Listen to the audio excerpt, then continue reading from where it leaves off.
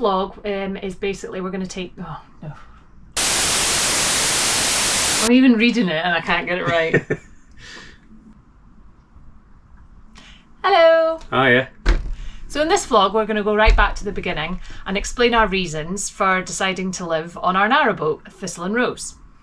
So we always wanted an adventure and really to break away from the rat race. And when it came down to COVID in early 2020, like many people, found ourselves going out on long walks, walking down the canals, etc., being out in the fresh air and getting away from the house and working in the kitchen, because we worked side by side for a long time, didn't we? Yeah. Which was fine. We enjoyed that. Yeah, we did, yeah. Right. So that was really eye-opening. And we found all the narrowboats fascinating, even though they also were locked down and they weren't moving, so the canals were a little bit different. But it was really enjoyable being in the peace and quiet out in the countryside and seeing all the different boats, really. I was out on my 49th birthday and was talking about the adventure we wanted to have and life after COVID and what we wanted to do. And that's when you said, screw it, let's do it. So it's all down to Roz. She gave us the thumbs up to do it, didn't you? The thumbs up.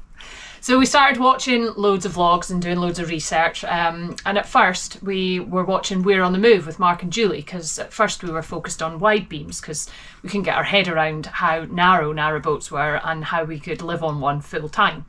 But the more homework that we did, and after going on more long walks, it became apparent that it became apparent that we wouldn't be able to travel as much on a wide beam and get the real adventure that we wanted. So then we started watching some narrowboat vlogs, including the godfather of narrowboat vlogs, David, on Cruising the Cut, followed by Foxes Afloat, both of which were really great, and their content was just fantastic for advice and what to do and everything else.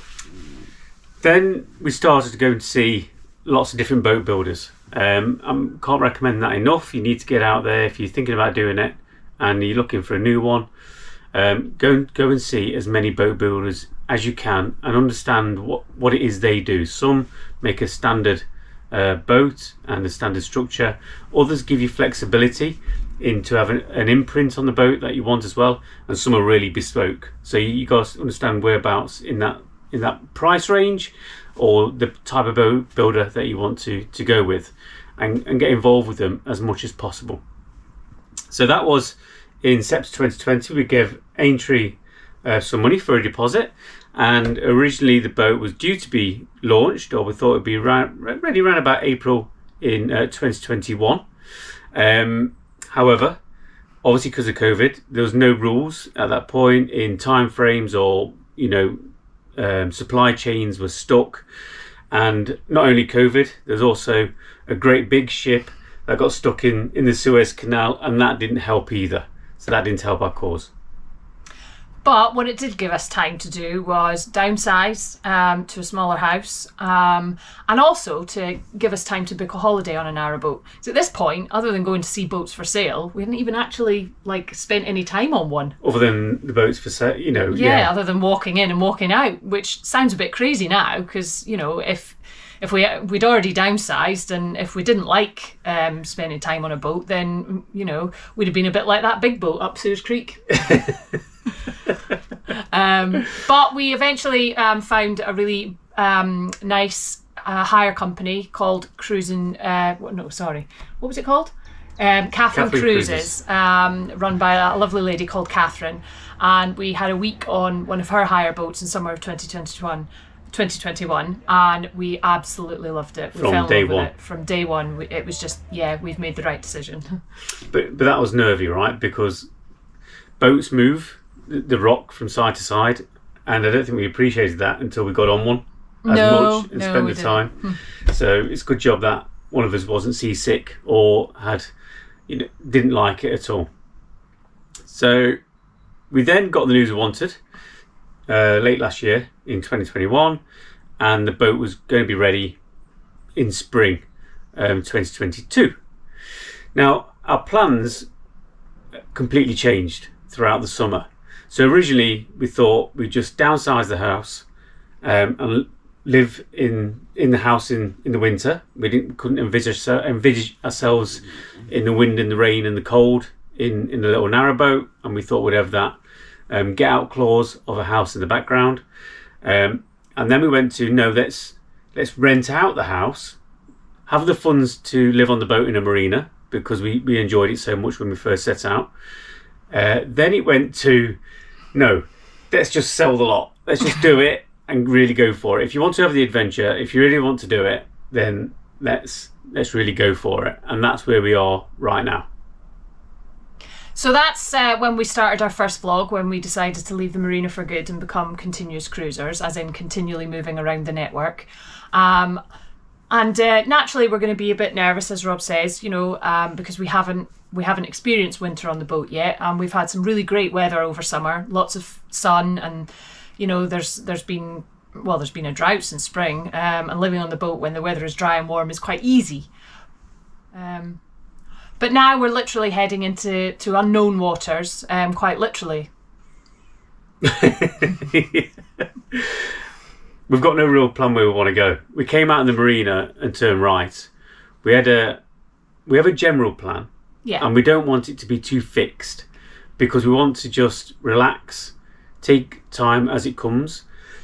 And I think living on a narrowboat, it is that lifestyle. It is meant to be just cruising along, bobbing along as you want to go. But we've got to get used to, during the summer, during the 4 months I was out on the boat, we really got into the swing of things. But it was, like I say, it's quite easy when it's really warm and it's dry, and you can use the outside as much as you can use the inside, probably even more in the summer times.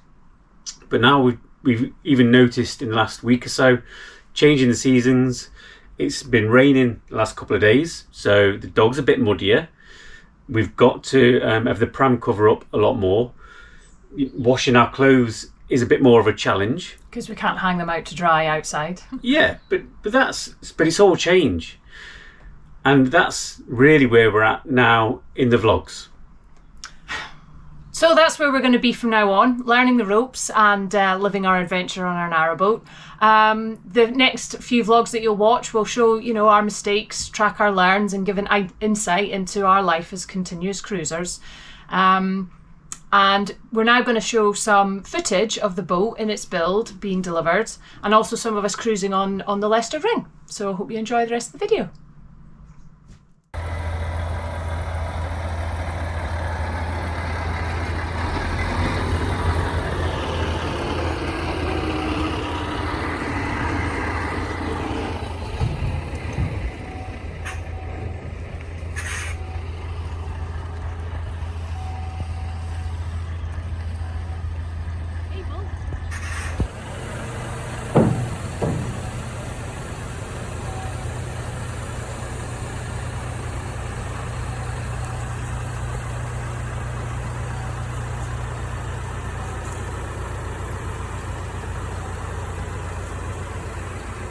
The moment of truth. Yeah.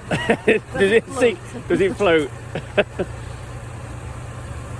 If it goes glug glug glug.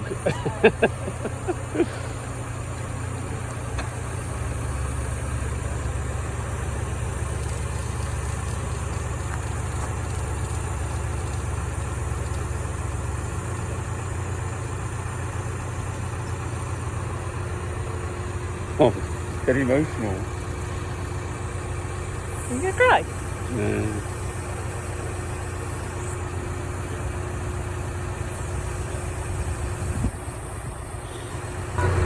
Hey!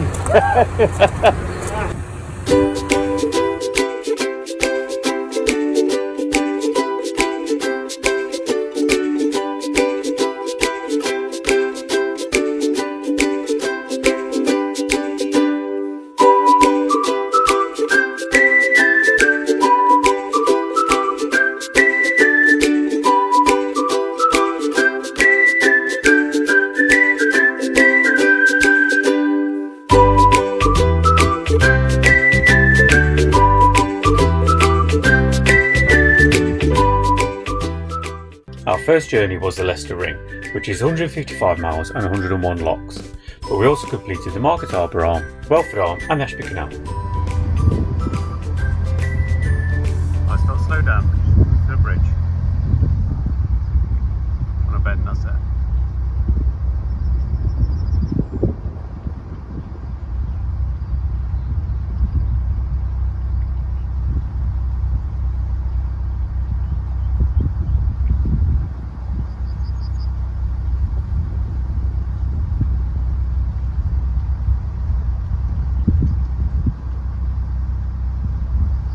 Check this line. As soon as the boat's halfway through, start to make that turn. Oh, baby, I can't do it one on the turn. I don't want to do it. Sorry. What you got to do? Look. I am watching. Okay, we'll use that line. Right, so nice and close to that. And the back end is far away from the other side of the bridge. So when I start to swing it, it's got loads of room. Got a bit nice and close to that bit. And then slowly start to make it swing at the front. See how slow it's starting to swing round? This is almost the same, like 12 inches away from that all the time. And then nowhere near that wall on the other side. Just like that. Straight in the centre. There we go. Let's start looking at the bridge now.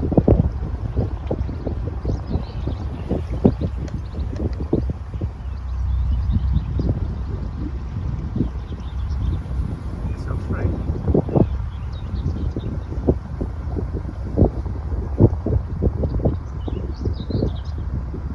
There's no boats coming, so there is my coordinates.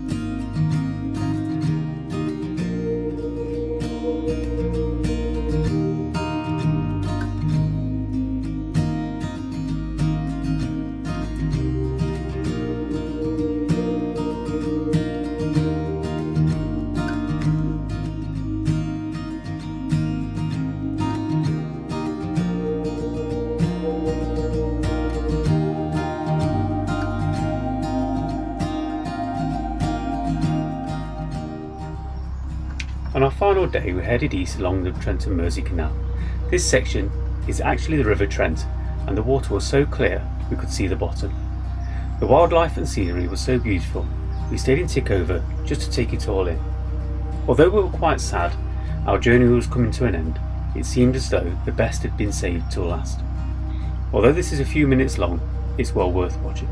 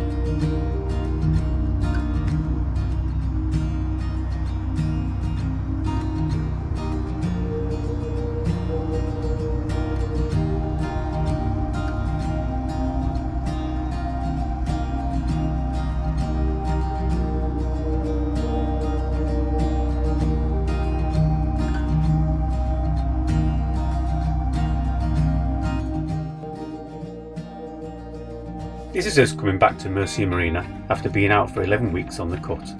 I find the hardest manoeuvre is going into a marina bay. Not only do you have lots of probably more experienced boaters watching, but there's usually crosswinds to make it more complicated. And I'm very conscious that I don't want to bump my neighbour's boat. Luckily, I get it right this time.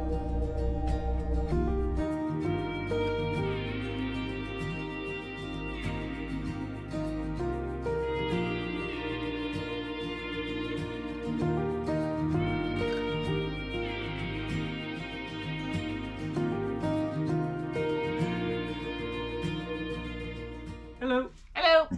Hope you enjoyed those videos of the boat being delivered. That was really nervy, wasn't it, when the boat was getting dropped in the water? You don't think those ropes are going to hold the boat up. So yeah, that was great.